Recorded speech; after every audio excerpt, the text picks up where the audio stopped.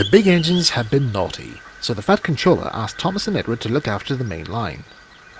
"But sir," said Thomas, "what about my branch line?" "Don't worry," said the Fat Controller. "Our new tank engine will look after Annie and Clarabelle. His name is Percy. Please show him what to do." Thomas was surprised to see Percy. "You're so small," he puffed. "Have you ever pulled a train before?" "No," replied Percy. "The Fat Controller brought me here to shunt trucks. It must be exciting to pull a proper train." "Oh, it is," said Thomas grandly. "I've been doing it for years. Pay attention, little Percy, and you'll do well." Percy tried hard to remember everything that Thomas told him. "And make sure you're on time at the junction," Thomas added. "The Fat Controller won't be pleased if you're late." "I will," peeped Percy. The following morning, Percy brought Annie and Clarabelle to the station. He was so excited he kept letting off steam. "Keep calm, Percy," said Annie, "and take your time," added Clarabelle. But Percy was still overeager as he puffed away.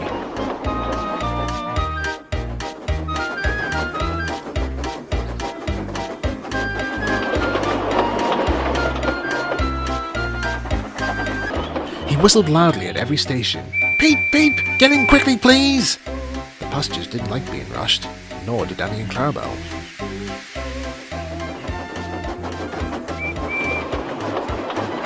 They reached the junction just as Thomas arrived. "Not bad," remarked Thomas loftily. "I hope you'll be as reliable as this every day." "Of course," puffed Percy. "You wait and see." Before long, it was time to leave. The guard blew his whistle, and Percy took off like a rocket. "Slow down!" warned the coaches, but Percy wouldn't listen. As he rounded a bend, there was trouble. Some careless sheep had strayed onto the line. "I'll show 'em," huffed Percy, and he blew steam at them. The frightened sheep scampered out of the way.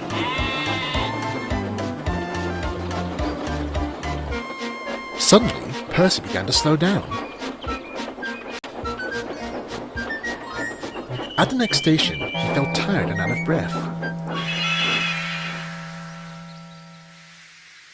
"You've used up too much steam," said the driver. "We'll have to wait until you've built up more before we can go on." "Oh dear," sighed Percy, "and things were going so well too." Soon he had enough puff to set off again. But he was late when they reached the top station. "We told you to calm down," scolded Annie and Clarabelle. "There was no need to hurry at all." Percy felt silly. "I'm sorry. I was only trying to please Thomas. After all, he's been running his branch line for years." Annie and Clarabelle were surprised. "No, he hasn't. Thomas has a lot to learn himself. He's made far more mistakes than you have." "You'll do well, Percy, so long as you don't rush and pay attention."